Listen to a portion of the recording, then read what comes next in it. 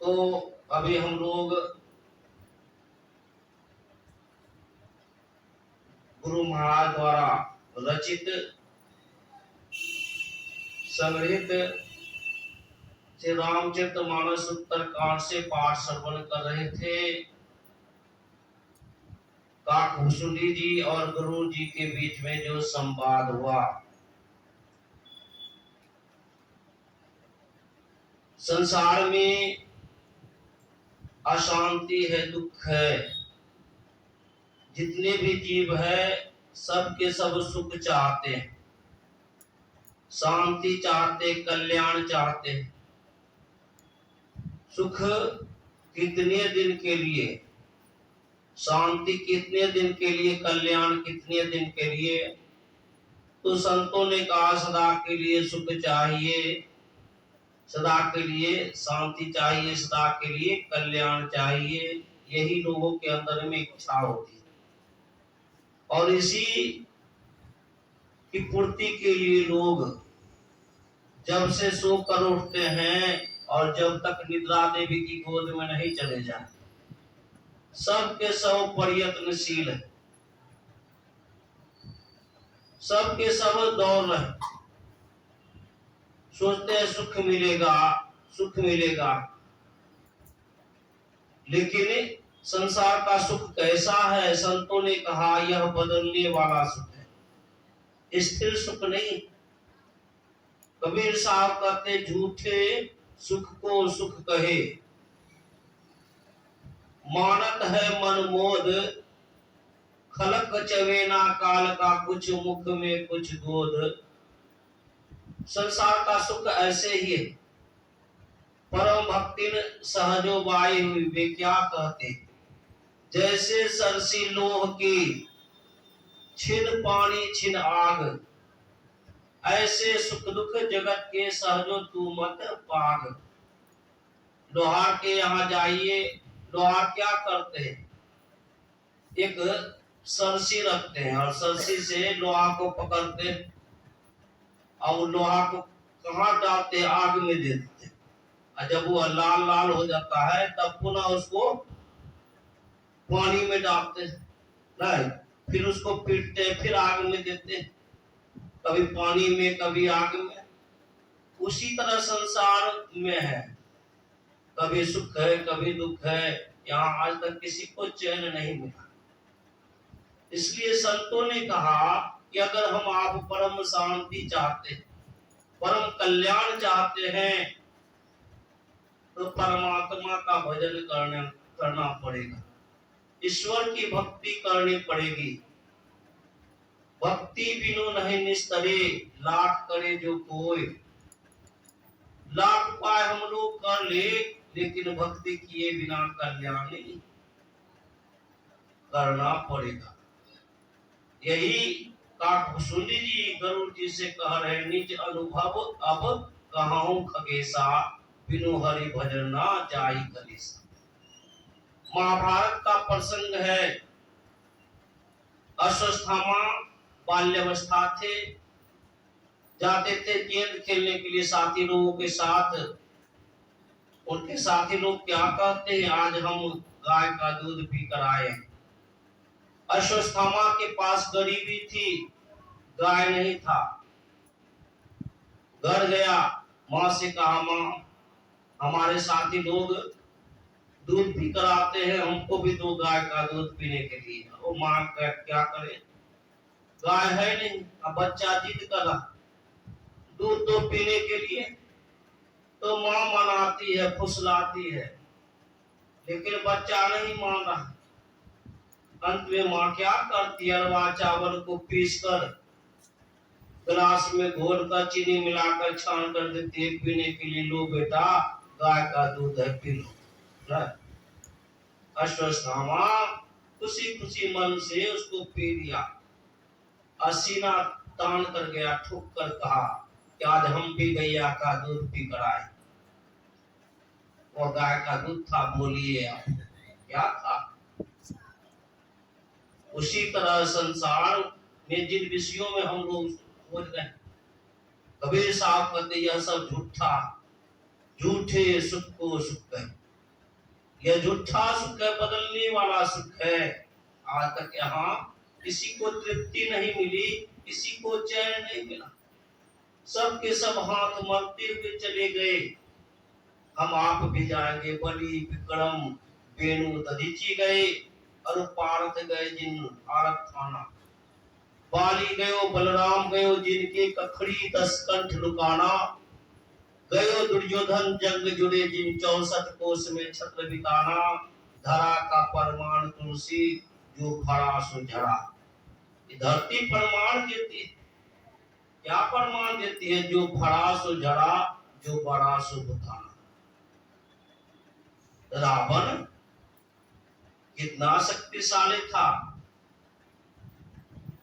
उसको मद चढ़ा लड़ने का। उसके अधीन में 33 करोड़ देवी देवता, बड़े बड़े ग्रह नक्षत्र उसके अधीन में। अब वो उसके अंदर में मद चढ़ा लड़ने का। किससे लड़े? उसका जोड़ी तो वहां कोई है नहीं, जोड़ीदार। देवी देवता भी उसके सामने पस्त। तब खोजते खोजते वह भारत प्रवेश करता और किष्किंधा गया। वहां जाकर सुग्रीव, जामवंत, हनुमान आदि से मिले और कहा कि हमसे लड़ोगे? तो सुग्रीव क्या कहता, आपसे तो लड़ने वाला था ना, गया तीर्थाटन करने के लिए तीर्थ में। तो रावण सोचा कितना देर यहाँ हम आप ठहरेंगे, चलो वहीं जाकर मुकाबला कर लेंगे। तो रावण चला। उस समय बाली जो है स्नान करके गंगा नदी के किनारे बैठकर जप कर रहा था और रावण जा रहा। बाली की दृष्टि पड़ी रावण की तरफ। रावण सोचा सीधे जाकर पकड़ लेंगे और उठाकर पटक कर सीना पर चढ़ जाएंगे। लेकिन बाली भी सतर्क है, उसके आने का भाव देख रहा कैसे आ रहा। जैसे सामने आया, बाली झट से उसको पकड़ा, पकड़ कर अपने कांक में दबा लिया। कांक में दबा लिया। या कांक में दबाना भारत के वीरों के लिए कोई बड़ी बात नहीं। दबाया तो दबाया, भूल गया कि मेरे कांक में कोई। और बहुत से तीर्थों में जाकर घूमा। उसके बाद जब किष्किंधा पहुंचा 6 महीना के बाद, तब याद आया मेरे कांक में कोई है। तब निकाला, रावण निकला। पूछा कहो किस लिए आए? तो क्या कहेगा, हम आपसे लड़ने के लिए आए। नहीं, ऐसे प्रतापी बाली नहीं रहे। बाली गयो बलराम गयो, जिनके कखड़ी 10 कंठ लुकाना। गयो दुर्योधन जंग जुड़े, जिन 64 कोस में छत्र बिताना। सब के सब चले गए, किसी को सुख नहीं मिला। इसलिए गुरुदेव कहते, जनी लिपटोरे प्यारे, जग परदेसवा सुख कछु यहाँ। यहाँ सुख नहीं, कहानी मात्र का सुख है। अगर हम आप सच्चा कल्याण पाना चाहते हैं तो परमात्मा की भक्ति करनी पड़ेगी, ईश्वर की भक्ति करनी पड़ेगी। यही काकभूषुंडी जी कहते हैं, करुण जी मैं अपना अनुभव की बात कर। राम कृपा बिनु सुनु खगड़ाई, जाने ना जाए राम प्रभुताई। एक महात्मा जी जंगल में नंग धरंग अवस्था में पड़े हुए थे। राजा साहब की पार्टी उधर से गुजरी, देखे महात्मा जी को। तो राजा को दया आ गई, महात्मा है, ठंडी का दिन है, शरीर पर कपड़ा नहीं। तो अपने मंत्री को बुलाए, ढेर सारा रुपये पैसे कंबल फल फूल दिए। कहा ले जाकर महात्मा को दे दो, ताकि वे अपने आवश्यकता की सामग्री को लेकर गए। कहा लो आपके लिए राजा साहब ने भेजा। तो महात्मा साधारण महात्मा नहीं थे, पूर्ण थे। पूर्णता को प्राप्त किए हुए कहा देखो हमको इसकी कोई आवश्यकता नहीं, ये जाकर राजा को दे दो। नहीं लिए, लौट कर आए, हुजूर नहीं लिया, स्वीकार कर दिया। तो पूरा दूसरी बार को ज्यादा धन देकर भेजे, इस बार भी लौटा दिया। तो राजा सोचने लग गया आखिर कैसा महात्मा लौटा देता है। बड़ा त्यागी मालूम पड़ रहा है, चलकर दर्शन करना चाहिए। तो राजा खुद आए, ढेर सारा धन, रुपये पैसे, कंबल वगैरह लेकर महात्मा के चरणों में दे दिए। कहा महाराज स्वीकार कीजिए। महात्मा जी कहते हमको इसकी कोई आवश्यकता नहीं, ले जाकर किसी गरीब को दे दो, भिखारी को दे दो। कहा महाराज आपसे बढ़कर भिखारी कौन? आपके शरीर पर वस्त्र नहीं है, खाने का भोजन नहीं, रहने का घर नहीं है। महात्मा जी क्या कहते, राजन तो हमको भिखारी कहते। राजन मैं बादशाह का बादशाह शहंशाह हूं। नहीं, मैं बादशाह का बादशाह शहंशाह। कहा महाराज आप कैसे शहंशाह? आपके पास ना नौकर चाकर है, ना हाथी घोड़े हैं, ना खजाना, आप कैसे शहंशाह? तो कहा सुनो राजन, तुम नौकर को देखना चाहते, तो ये जो मेरी इंद्रियां हैं, जितनी इंद्रियां हैं, यही मेरा नौकर चाकर। मैं जितना कहता उतना ही सुनती। तुम्हारा एक भी नौकर नहीं होगा जो तुम्हारे कहे अनुकूल चले। मेरे पास तुम फौज की को देखना चाहते हो, तो राजन मेरे पास देवी संपदा की फौज है। और तुम संपत्ति को देखना चाहते हो, तो हे राजन मेरे पास वह संपत्ति है जिस संपत्ति के नहीं रहने पर लोग दर दर का भिखारी बने रहते। कहा महाराज आपके पास कौन सी संपत्ति? कहा हे राजन मेरे पास संतोष रूपी संपत्ति। राजन इस पर गुरु महाराज बराबर कथा कहते थे। बाबा देवी साहब कहते थे एक राज्य में एक राजा रहते थे, और राजा कर वसूली करते थे, टैक्स लेते थे जनता से। घरे घर तो लेवे करते थे। गए उसके राज्य में एक समुद्र था, नदी था। वो नदी पर जाकर पंप गोला बरसाने लगे। तो उसके अंदर में एक देवता प्रकट हो गया अंदर से, और कहा हे राजन हमारे ऊपर इतना जुल्म क्यों कर रहे हो, अत्याचार क्यों कर रहे हो? मेरे अंदर में जितने जीव है तुम्हारे विषैले गैस के कारण मर रहे। कहा सुनो तुम मेरे राज्य में बहुत दिन से रहते हो, हमको कर नहीं देते हो, कर दो। तो देवता कहा वो आपको कर चाहिए, जितना लेने की है ले लीजिए, खजाना का पता बता दिए। अब राजा चले गए, खजाना ढोने लगे, अपना हाथी घोड़ा बैलगाड़ी सब लगा दिए। धोते धोते राजा का पूरा राजमहल भर गया। कितने हाथी मर गए, कितने घोड़े मर गए, कितने नौकर चाकर मर गए, लेकिन खजाना का अंत नहीं हुआ। अब रखने के लिए जगह नहीं, इतना खजाना कुबेर का था, अब रखने के लिए जगह नहीं है। पुनः वह आया और बम गोला बरसाता है। पुनः देवता निकला। कहा राजन अब क्या चाहिए? कहा महाराज आप जो खजाना दिए उस खजाना से मेरा संपूर्ण राजमहल भर गया, कितने हाथी घोड़े मर गए।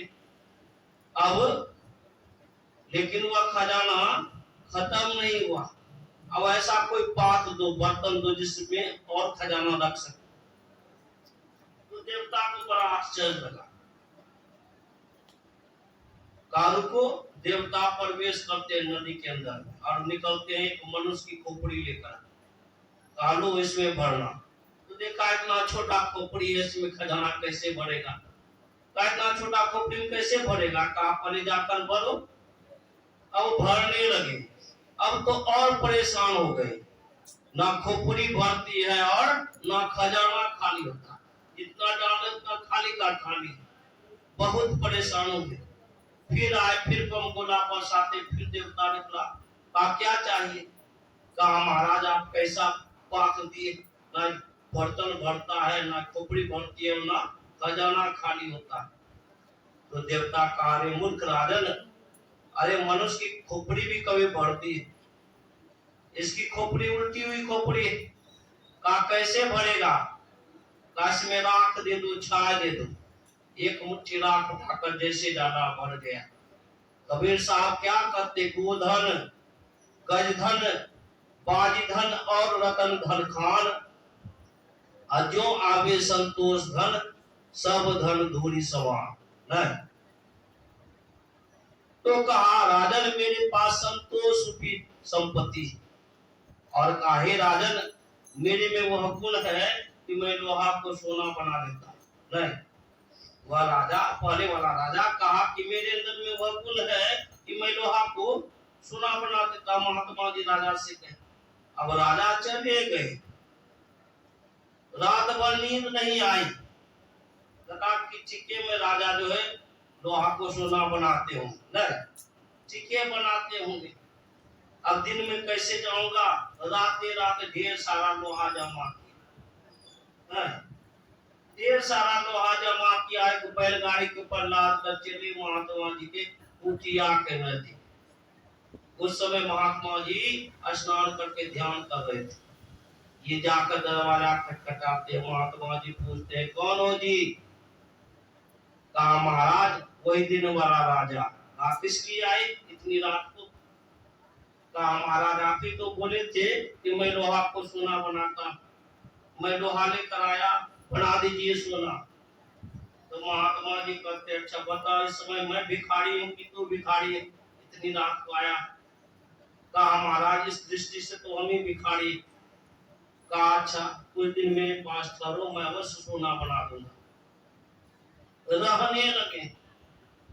कहा गया संगत से गुण होता है, संगत से गुण जात है। रहते रहते अब जो है देखते हैं महात्मा जी जो है आइए 2 बजे रात में उठते, स्नान करके ध्यान करते, आई जो है इधर उधर बैठे रहते, नहीं मन लगा। कहा बाबा आप जो है बैठे रहते का घंटा, अब मेरा मन नहीं लगता। कहा मन नहीं लगता है तो आश्रम का काम करो, सफाई करो, झाड़ू लगा, पोछा लगा, नहीं फुलवारी है पानी दो। ये करने लगा। फिर भी देखा कि महात्मा जी ध्यान सत्संग सब करते हैं, हमको काम में लगा दिए। कहा महाराज आप बैठे रहते हैं और हमको काम में लगा दिए, आप बैठकर क्या करते हैं? 1 घंटा जो बैठते हैं हमको भी बता दीजिए। उसके अंदर में जिज्ञासा आई। महात्मा जी उसको कहे स्नान करके ध्यान भजन करके आओ, स्नान ध्यान करके आए और उसको दीक्षा दे दी। वह भी बैठकर भजन करने लगा, ध्यान करने लगा। इतने मनोयोग पूर्वक भजन किया कि अंतर की दृष्टि उसकी खुल गई। एक दिन वह भजन में बैठा हुआ था, महात्मा जी आते और कहते राजन तुम तो कह रहे थे कि लोहा को सोना बनाने के लिए कितना लोहा है, लाओ मैं सोना बना देता। कहा महाराज अब हमको सोना की आवश्यकता नहीं, मेरा मन ही सोना बन गया, नहीं मेरा मन ही सोना बन गया। कबीर मन निर्मल भया जैसे गंगा नीर, अब पीछे पीछे हरि फिरे कहत कबीर कबीर। कहने का भाव जब तक मन असंतोष, मन में राग द्वेष है, मन एकाग्र नहीं है, तब तक आप अशांत। मन को एकाग्र कीजिए, चित्त एकाग्रे यादतो ज्ञान मुक्तम संपादते तत्साधन मथो ध्यानम यथा पदुपदिश्यते। ध्यान का कारण क्या? जिससे ज्ञान तथा मुक्ति उपजती है। कहा मन की एक बिंदुता, चित्त की एकाग्रता आवश्यकता। पलटू बाबा क्या कहते, जो साहब के लाल है सो पावेगा लाल, सो पावेगा लाल जाके गोता मारे। कहा मारे? सिमरिया घाट में की, अफवानी घाट में, तिलाराड़ घाट में। कहा जाके गोता मारे, मर जीवा हो जाए लाल को तुरंत निकाले। निस्दिन मारे मौज, अभी तो दुखे में, कभी सुख कभी दुख। लेकिन जो भजन करते थोड़ा सा भी मन एकाग्र हुआ, देखिए इतना आनंद आता। निस्दिन मारे मौज मिली अब वस्तु अपानी, रिद्धि सिद्धि और मुक्ति भरत है उन घर पानी। वे साहन के साहा उन्हें है आस ना दूजा, ब्रह्मा विष्णु महेश करे सब उनकी पूजा। पर खाटू गुरु भक्ति बिना भेष भया कंगाल, जो साहब के लाल है सो पावेगा लाल। जब तक परमात्मा का भजन नहीं करेंगे तब तक भक्ति नहीं हो सकती। अपने को चढ़ाइए, असली सुख मिलेगा। उस सुख से हम लोग वंचित, सबके अंदर में वह सुख का खजाना, लेकिन हम लोग दौड़ रहे बाहर। बाहर दौड़ना ही दुख का कारण। बाहर में अशांति है, दुख है। संत कहते अंदर में चलो, तुम्हारे अंदर में सुख का खजाना, सुख का भंडार है। उस सुख से हम लोग वंचित। अभी हम लोग जागृत अवस्था में, कितनी बेचैनी है, कितनी अशांति, कितना दुख है, सब के सब देख रहे। उसके बाद क्या होता, काम करते करते थक जाते, शरीर बिछावट पड़ जाता है और शक्ति अंदर की ओर खिसकने लगती है ना। हाथ में किताब रहता है, गिर जाता, मुंह बंद हो जाता, आंख बंद होने लगती है। विशेष सुरूह मिलता है, चैन मिलता है। उसको देहाती भाषा में अग्निनिया कहते हैं। अग्नि ना, अग्नि। अंदर में जैसे जैसे गए सुख मिला, उस समय कोई जगा दे तो कितनी बेचैनी मालूम पड़ेगी कि हम अंदर में जा रहे थे, सुख में जा रहे गए। चश्मा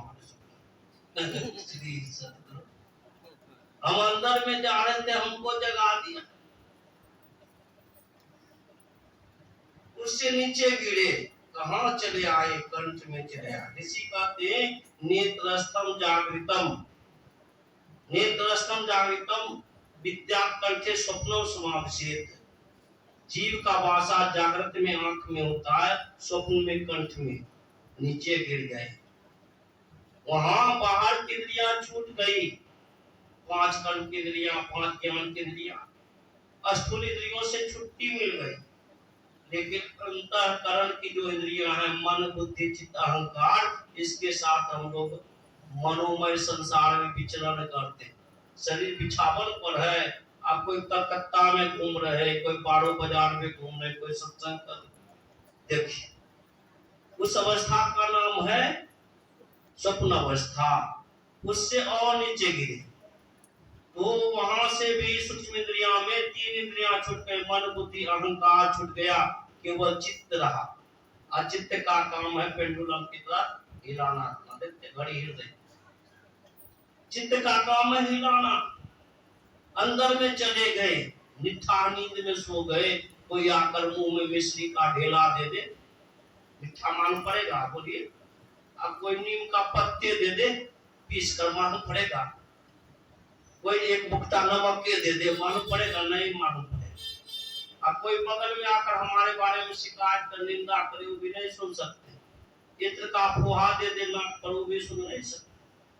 क्यों नहीं? क्योंकि देखिए नाक है और उसी जगह पर फुहा दिया गया, फिर भी हम सुन नहीं रहे। कान है लेकिन कान नहीं सुनती है, जिह्वा है लेकिन उसमें स्वाद नहीं। कारण क्या? उस जगह पर हम आप नहीं है, उस जगह से हम आप नीचे गिरे। यह नीचे जाना अंधकार मंडल में जाना है। आंख के नीचे के भाग को कहते पिंड और आंख से ऊपर के भाग को कहते ब्रह्मांड। जब तक अंधकार में है, 9 द्वारों में है, तब तक नीचे है। संत कहते इससे और अंदर चलिए, जहाँ सभी इंद्रियों से छुट्टी मिल जाए, नहीं वहाँ चित्त भी नहीं रहे। उस अवस्था का क्या नाम है? उस अवस्था का नाम है पूरी अवस्था। जीव का वासा कहाँ होता है? पूरी अवस्था में मस्तक में होता है, और वहां जाने पर उसको विशेष सुख मिलता है। वह अंतिम सुख है। संत कहते जब तक वो सुख की प्राप्ति नहीं होगी, तब तक हम आप आवागमन के चक्र में पड़े रहेंगे, कि भौतिक सुख के पीछे दौड़ते रहेंगे। वो स्वामी जी क्या कहते? रजत सीप महभास जिमी जथा भानु कर बारी, जदपि मिर्साते हो काल सो भ्रम न सके को टारी। यही विधि जग हरि आश्रित रही, जदपि असत देत दुखाई। ये संसार क्या है? असत, लेकिन धर्म से तो दुख बोला। कोई आदमी जा रहे हैं और रास्ता में रस्सी पड़ा हो, न रस्सी पड़ा, अंधेरी रात है, देखेंगे रस्सी लगेगा, भ्रम से सांपे ना, वहां सांप नहीं है लेकिन रस्सी है, और उसको देखकर हम लोग इधर उधर भागेंगे, दीवार से टकराएंगे, चोट लगेगी। ये चोट भर में नहीं लगा, सही में लगा चोट, लेकिन वहां सर्प नहीं था, वहां रस्सी है। जब टॉर्च लेकर गए देखते तो रस्सी। उसी तरह संसार, यह झूठा संसार है। संत कहते हैं उस जगह पर जाने के बाद तमाम दुख खत्म हो जाता है। शोक मोह भय हर्ष दिवस निसी, देश काल का नाही। उस अवस्था में पहुंचने के बाद जीव के पास ना शोक रहता है, ना मोह रहता है, ना भय रहता है। मोह में दुख होता है, शोक में दुख होता है। काहे ना शोक समीर डुलावा। ऐसे संसार में कौन व्यक्ति है जिसको सुख रूपी हवा ने नहीं लाया। मोह में दुख होता है।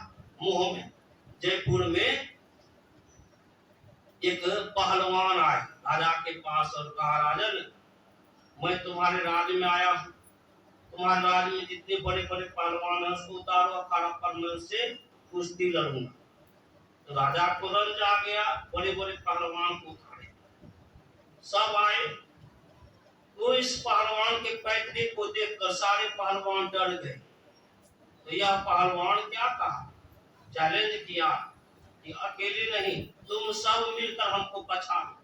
तब पर भी कोई पहलवान तैयार नहीं हुआ, सबके सब भाग खड़े हुए। राजा को दुख हुआ।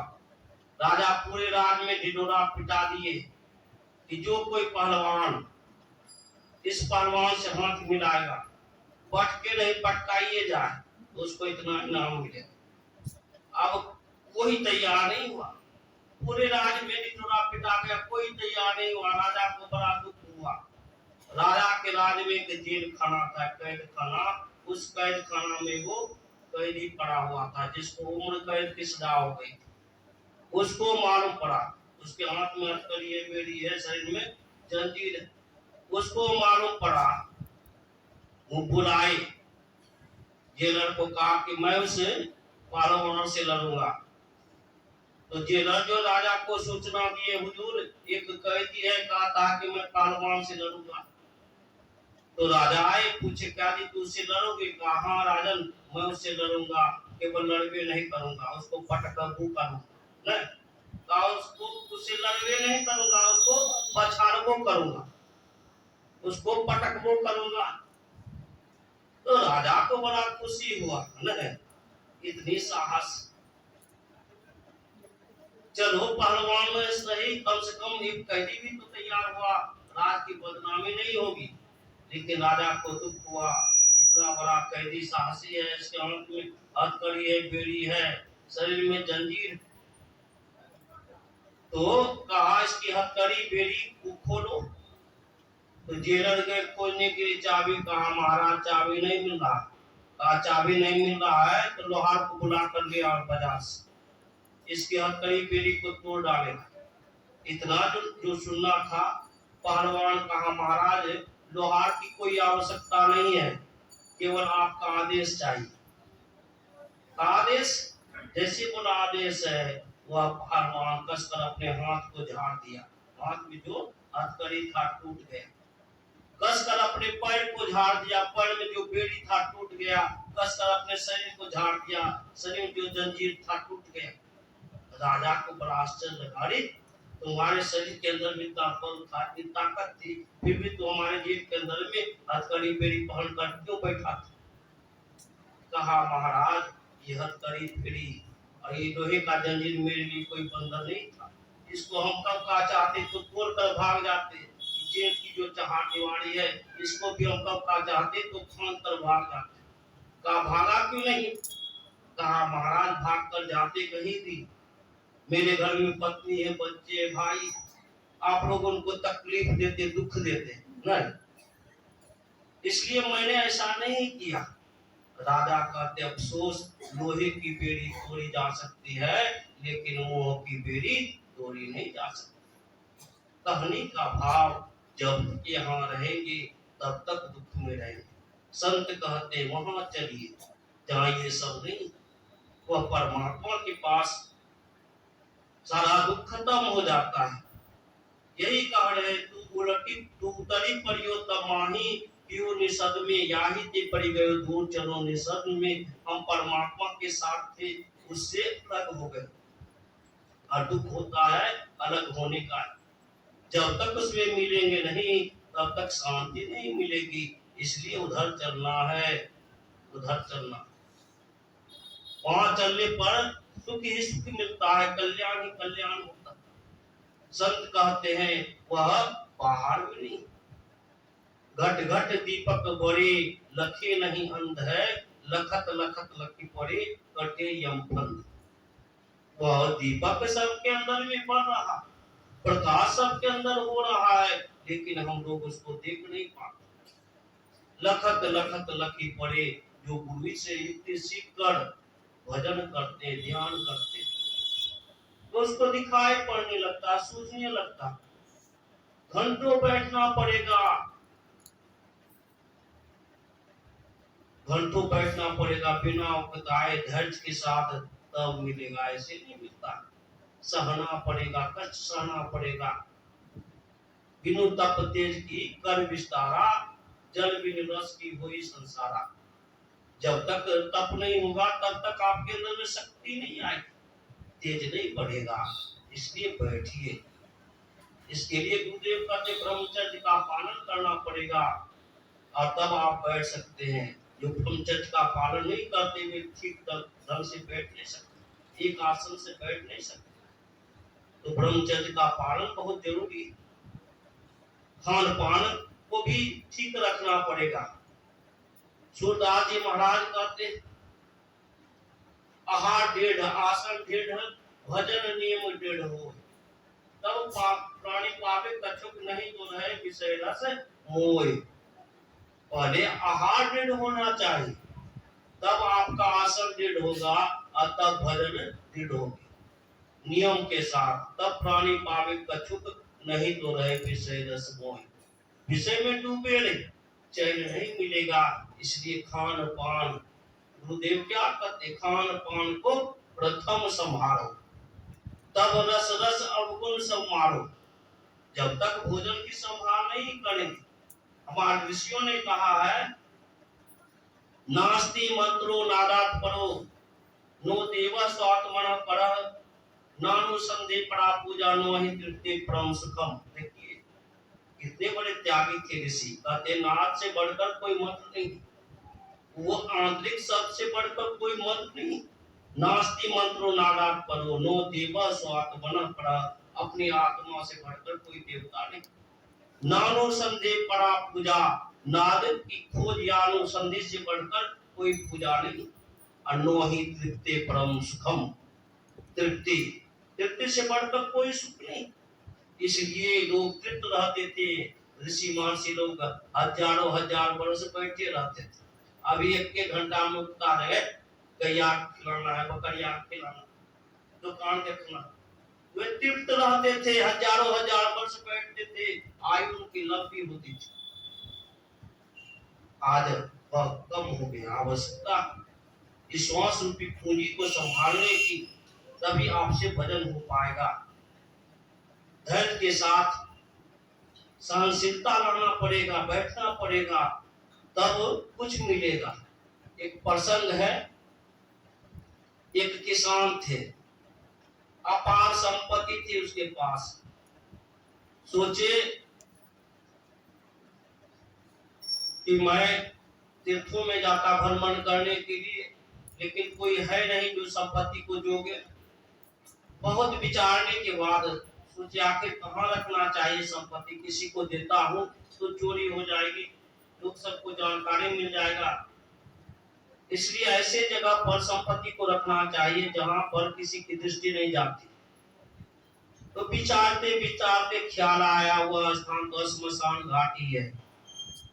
तो एक गट्ठर बनाए सारे सामान का, गहना जेवर रुपये पैसे का गट्ठर बनाए, माथे पर डाले और कांधे उतार लेकर चले श्मशान घाट की ओर। रात्रि के समय चले तो एक चोर की दृष्टि पड़ गई, फलाना बाबू आज श्मशान घाट जा रहे हैं, जरूर दाल में कुछ काला है। तो इसके जाने के पहले वह चोर दूसरे रास्ते से पहुंच गया स्मशान घाट और वहां जाकर मुर्दा होकर लेट गए ना। ये पहुंचा, माथे का गट्ठर उतारा और एक एकांत जगह देखकर खुदा लेकर खुदाई करने लगा, ऐसे में गाड़ूंगा संपत्ति। तब तक उसकी दृष्टि पड़ गई उसी चोर के ऊपर पड़ा हुआ। मन में हुआ कि जीवित है कि मरा। अगर जीवित होगा तो संपत्ति लेकर भाग जाएगा, इसलिए पहले देखना चाहिए। तो गए देखने के लिए, उसके शरीर को हिलाकर जगाते, उठो उठो, ऐसे हिला। तो चोरवा देखा यह बहुत बड़ी संपत्ति हाथ लगने वाला है, इसलिए चोर एकदम शरीर को ढिल्ला कर दिया, मुर्दा बन गया। खूब हिलाए इधर से उधर, इधर से खूब हिलाए, वह कुछ नहीं बोला। तब इसके मन में हुआ कि ठीक है मरने, फिर आया संपत्ति गाड़ने लगा गड्ढा के अंदर, लेकिन मन नहीं माना, फिर से गए जलाने के लिए। दूसरा तरीका अपनाया, उसके हाथ में नाखून था, तो जोर जोर से उसको चुट्टी काटने लगा, चोरबा को चुट्टी काटने लगा। फिर भी चोरबा इससे उसमें ही कर रहा, दांत पर दांत बैठे लिए न। इनको विश्वास हो गया कि मरने आया, सारी संपत्ति गाड़ दिया, मिट्टी से ढक दिया, अब चलने की बारी। लेकिन मन में शंका, इतनी संपत्ति है, अब कहीं जीवित होगा, उठ कर लेकर भाग जाएगा तो मैं मारा जाऊंगा। तो अंतिम टेस्ट होना चाहिए। उसके नजदीक पहुंचा और जेब से एक चाकू निकाला, छुरी। आप पहले चोरवा का नाक काटा न, जीवित होगा बोलेगा कुछ, नाक काटा, कान भी काट लिया, फिर भी चोरवाई से उस नहीं बना, दांत पर दांत बैठे लिए चला गया बेचारा। सारे वहां चले गए तीर्थों में भ्रमण करने के लिए। इधर चोर उठा और सारी संपत्ति लेकर वहां से फरार हो जाता, भाग जाता, और चोरी का धंधा ही छोड़ दिया और जाकर जो बिजनेस करने लगा। अच्छे ढंग का दुकान बना, बिजनेस चल रहा है। महीनों बाद किसान आए, संपत्ति की खोज करने के लिए गए, तो देखा सारी संपत्ति गायब। अब किसके नाम पर FIR दर्ज करे, केस कोई है नहीं, शुक्र रहता, भूत प्रेत रहता। अब दुखी है बेचारे मने मन, लेकिन मन में एक बना हुआ भाव, लिया होगा तो वही लिया और उसको हम निशाना बना दिए, जरूर मिलेगा, कहीं पकड़ा जाएगा। तो खोजने लगा, महीनों लगा, खोजते खोजते थक गया, लेकिन नहीं मिला। एक दिन की बात है, उसी के पड़ोसी उसी दुकानदार के दुकान से कोई सामान खरीद कर लाया था। ये पूछे, इनको दिखाया, पूछा कहाँ से खरीदे? कहा शहर में एक नक्कट्टा कनकट्टा दुकानदार है, उसी के दुकान से खरीदा। कहा हमको पता बता दो, बता दिया। ये पहुंच गए, वहां जब गए तो कस्टमर लोग की भीड़ थी। वह देखा, इसको भी देखा, पहचान हो गई। वो देखा कि महाजन पहुंच गया, छोड़ेगा नहीं। जब ग्राहक सब हटे तब उनको आदर से बुला कर ले गए घर के अंदर और पैर पखारते हैं इनका अपने हाथ से, बैठने के लिए आसन दिए, पंखा झलने लगे, सेवा भाव में जुट गए। खीर पूरी हलवा टिकड़ी सब बनाए, उनके सामने डाल दिए, महाराज भोजन कीजिए। इतनी सेवा हो रही, बेचारे दूर से आए थे, भूखे प्यासे थे, भोजन मिला, खाएंगे क्या, पेटे पेटे मर रहे, इतनी संपत्ति थी गायब हो गई। सेवा भी हो रहा है, लेकिन क्या करें, खाएंगे क्या, मुंह में लिए लेते लेते कहते लहा लहा, मैंने सब ले ला, सब ले ला। तो कहा ऐसे थोड़ के लिए सहा तब लहा, नहीं सहा तब लहा। तो कहने का भाव सहना पड़ता है। जब तक हम लोग सहेंगे नहीं, बैठने की कला जानिए।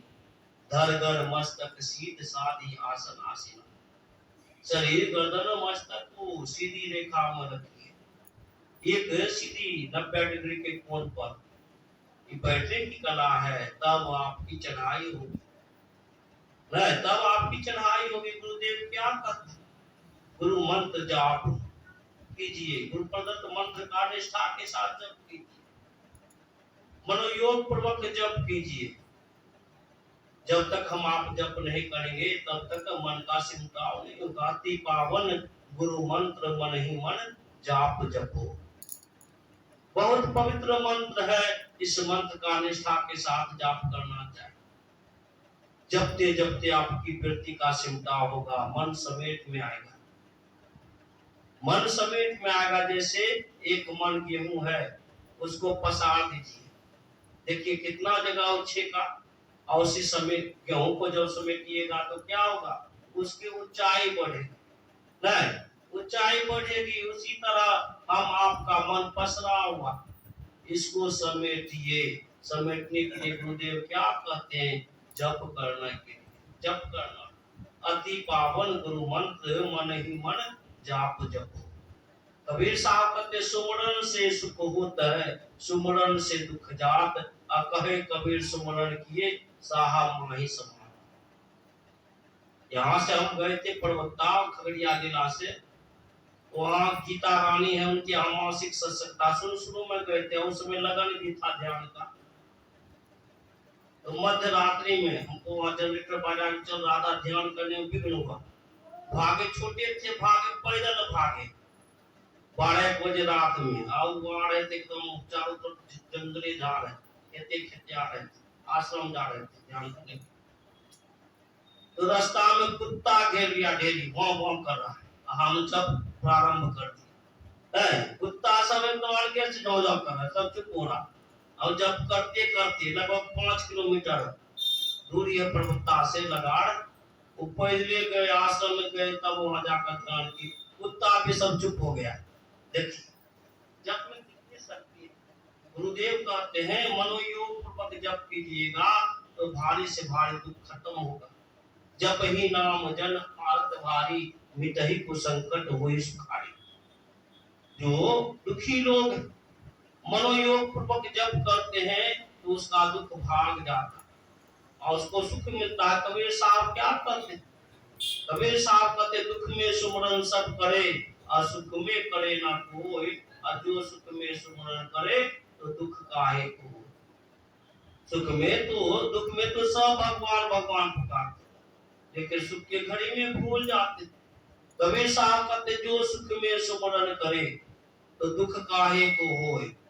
जो सुख के घड़ी में भगवान को पुकारते हैं उसके पास दुख नहीं आता। यही जो 1 साल पहले की घटना, लगाड़ में हम अपने रूम में बैठकर ध्यान कर सोए थे, पंखा चलाकर 2-4 को बच्चा आया, छोटा छोटा बच्चा बाहर, बाबा हो। हम अंदर से देखी कर की बनो बाबा तोरा रूम में सांप गेला, सांप के डरते कितनी बड़ा है सांप, बाबा यहाँ से लाके वहां तक इतनी मोटा रहो सांप। अब तो हमारो हालत खराब हो गई, इतनी मोटा रहो सांप। और तब हम जो है ना ऐसे ऐसे करके टॉर्च जलाए तो उधर देखे, उसके बाद कपड़ा जला दिया। अब बहुत देर बैठे रहे, उसके बाद बाहर आए, बच्चे सब बैठे वहीं बैठे। जो बच्चा सब चला गया तब हम अंदर गए, सोचे झूठे बोल रहा होगा या भाग गया होगा सांप। तो हम अंदर से दरवाजा लगा लिए, अब पंखा चालू करके बैठ गए ध्यान करने के लिए। अब अगले मनमारी ध्यान कर रहे थे, एकाएक किताब ढनमनाने की आवाज आई, किताब गिरा ढनमनाकर। तो हमरा तो पहले स्थिति मांगी थी ताकि सांप होगा, लेकिन वहां चूहा भी रहता है। तो हम ऐसे बैठे, ऐसे आंख खोलते, ऐसे खोल कैसे करते कैसे, इतनी मोटा सांप नाना था, एकदम सामने में, एकदम डायरेक्ट है। अब ऐसे देख रहे हो, हमको ना अब तो हम रात हालत खराब, उसको ऐसे देखते आप कुछ नहीं ना, बैठिए ना करके पूरे फिर देखे से ठेकिए लगा हुआ दरवाजा में, अब भाग वो खड़े कैसे भाई एकदम सामने। फिर उसको देखे, वो आपको ना देखना, बहुत देर तक हुआ। तब हम कुछ नहीं बोल दू, कुछ करे, हम तो ध्यान करे, ध्यान करते, आंख बंद कर दी, जप करने लगे, गुरु महाराज का जप करने लगे। एकाएक को सांप ऐसे करता है, फों, हम सोचे अलमारी पर चढ़ेगा, फिर हम आँख खोल कर देखे, वहां छोटा सा 2-3 छेद है पीठ निकलने का बाहर।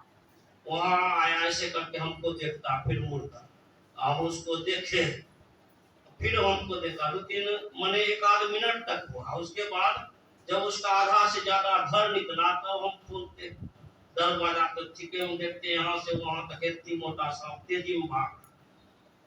तो कहने का भाव, भारी से भारी संकट खत्म हो जाता। गुरुदेव कहते हैं जो गुरु के मंत्र को अपने जीवन में उतार कर रखते हैं उसका कल्याण होता है। सर्वक्षण गुरु मान अजो में ही रहे हो, अनिश्चय निर्वाण होए संत सब कहे हो। जो सर्वक्षण उठते बैठते सोते जागते, क्योंकि मौत कब आ जाएगी कोई ठिकाना नहीं, इसलिए काम करते हुए भी जप कीजिए। जपते जपते मन स्थिर होगा, तब इष्ट की मूर्ति का ध्यान करना, आंख बंद, इष्ट की मूर्ति अगर सामने आ गया तब समझिए आपका काम हो रहा। तब दोनों आंखों के मध्य में गुरु इंगित जगह पर देखने की युक्ति से देखिए। दो नयन बीचों बीच, गुरुदेव क्या कहते, दो नयन बीचों बीच सन्मुख एक टक देखत रहो। एक टक से जो देखते हैं लखत लखत लकी पड़े, देखते देखते उसको दिखाई पड़ता। लखत लखत लकी पड़े, कटे यम फंद है, यम का फंदा कट जाएगा, अंधकार फटेगा, अंधकार फटेगा। एक दीवार, तो दीवार में एक जगह पॉइंट दे दीजिए और एक हथौड़ा रोज मारिए। 10 बजे एक हथौड़ा मारिए, क्या होगा? एक दिन एक हथौड़ा मारिएगा तो दीवार गिर जाएगा। क्या एक के हथौड़ा से दीवार गिरा? बोलिए आप लोग। इसके पहले उतना जो हथौड़ा हमारे व्यर्थ चला गया, व्यर्थ कुछ नहीं गया, सब साथ दिया, अंत में एक हथौड़ा मारे तो दीवार गिर गया। उसी तरह हम लोग जो ध्यान कर रहे हैं, नहीं भी कुछ दिखाई पड़ रहा है करते रहिए। कबीर साहब कहते झूठ मूठ खेले सचमुच होय, असचमुच खेले बिरला कोई। और जो कोई खेले मन चित लाय, तब होते होते होइए जाए। देखते देखते उसको देखने में आता है, प्रकाश देखता है, प्रकाश के बाद उसको शब्द सुनाई पड़ता है, अनहद नाद सुनाई पड़ता है। वह आंतरिक शब्द, वह शब्द को सुनकर मशगूल हो जाता है। अब वही शब्द की धार को पकड़कर वह अंदर जगत में प्रवेश करता है। अंदर जगत में प्रवेश करने के लिए वही सहारा। सूरदास जी क्या कहते, अपुन अपुन ही में पायो, शब्द ही शब्द भयो उजियारो, सतगुरु भेद बताया। अपने को मैंने अपने अंदर में पाया, कैसे? शब्द ही शब्द भयो उजियारो, शब्द से शब्द की धार को पकड़ा और उजाला मिला, प्रकाश मिला। तो नाद के भीतर जो रहने वाली ज्योति है, उसमें मन यदि चिरकाल तक की लीन हो जाए तो फिर मन संसार बंधन में नहीं पड़ता। तो सुनते सुनते अंतिम शब्द जो है आदिनाद उसको सुनता और कहाँ पहुंचता है, वही शब्द उसको अंतिम पद में पहुंचाता है, जिसको अनाम कहते हैं। निशब्दम परमम पदम, वही सुख का स्थान है, वही परमात्मा का धाम। इसके लिए साधन करना पड़ेगा, थोड़ा थोड़ा करते करते एक ना एक दिन बहुत हो जाएगा। गुरु महाराज की असीम कृपा। इस मंदिर में हम लोग ज्ञानाभ्यास सत्संग भजन करते आ रहे हैं, और दुख की बात है कि हमारे बीच से राम बालक बाबू जो देख रेख करते थे यहाँ रहकर एक अच्छे ढंग से चलाए, क्योंकि इस समय इस युग में किसी के पास समय नहीं, बड़े बड़े महात्मा के भी पास समय नहीं। एक वर्षावास, हम सोचते थे वर्षावास आप लोग के बीच लगभग 15 दिन यहाँ वर्षेवास हुआ। वर्षावास 3-3 महीना होता है, तो हमारे राम बालक बाबू भी नहीं जाते थे, 1 महीना से यहाँ थे बैठे हुए। और आप लोग भी ध्यान भजन करते थे नियम के साथ। देखते बगल में पूरा बाबा हमारे ठाकुर जी, इनको भी देखता, बड़ा उत्साह वृद्धावस्था में भी लगे, साधारण चीज नहीं। तो वर्षावास हम लोग व्यतीत कर रहे, और गुरु महाराज की प्रेरणा से मंदिर भी बना। बहुत खट्टे राम बालक बाबू सभी ग्रामीण लोग आज देखिए यहाँ बेचारे व्यवस्था भी कर दिए इन्वर्टर का, लेकर गए कुछ हम ही लोग के लिए किए, सत्संगी के लिए कुछ लेकर गए। अरे सब हम ही लोग के लिए, यहाँ हम जो भी देख रहे हैं सब यही राम रहेगा, लेकर नहीं जाए। तो हम लोगों का कर्तव्य बनता है कि हम इससे लाभ उठाए, ध्यान भजन करें, सत्संग करें, सुमरन करें, तो हम आपका ही लोग परलोक मंगलमय होगा। जीवन बहुत अल्प है, कब नष्ट हो जाएगा ठिकाना नहीं। भगवान बुद्ध कहते अफसोस यह शरीर थोड़े ही देर बाद लकड़ी के लट्ठे के समान पृथ्वी पर पड़ा रह जाएगा। इस शरीर को दुग्ध फेन के समान एवं मृग मरीचिका के समान आसार जानकर यमराज के फंदे से बिल्कुल परे हो जाओ। तो गुरु महाराज की कृपा है, आज हमारे मार्कंडी बाबू की पुत्री, और कौन है वो माता जी सत्संगी, दुगो सत्संगी निर्भय माँ, निर्भय की माँ और मार्कंडे बाबू की पुत्री के द्वारा इस संतमत सत्संग का आयोजन रखा गया। बड़ी खुशी की बात है, माता लोग घर पर ना सही मंदिर में कराती, और यहाँ नियम बना हुआ, सभी आकर बैठते। बड़े बड़े आश्रम हम देखे हैं, इतना नियम निष्ठा के साथ नहीं होता टाइम पर। महात्मा लोग भी कुप्पा घाट में भी टाइम पर, तो आप लोग महात्मा से कम नहीं है। जिस तरह वहाँ भगवत बाबा और महात्मा लोग करते हैं, आप लोग भी नियम के साथ करते। तो बड़ी खुशी की बात है, इसी तरह ध्यान भजन करते रहे और सभी लोग मिलजुल कर रहे। आप लोग का ही लोग परलोक दोनों मंगलमय हो। इन्हीं शब्दों के साथ बोलिए श्री सद्गुरु आरती संग सत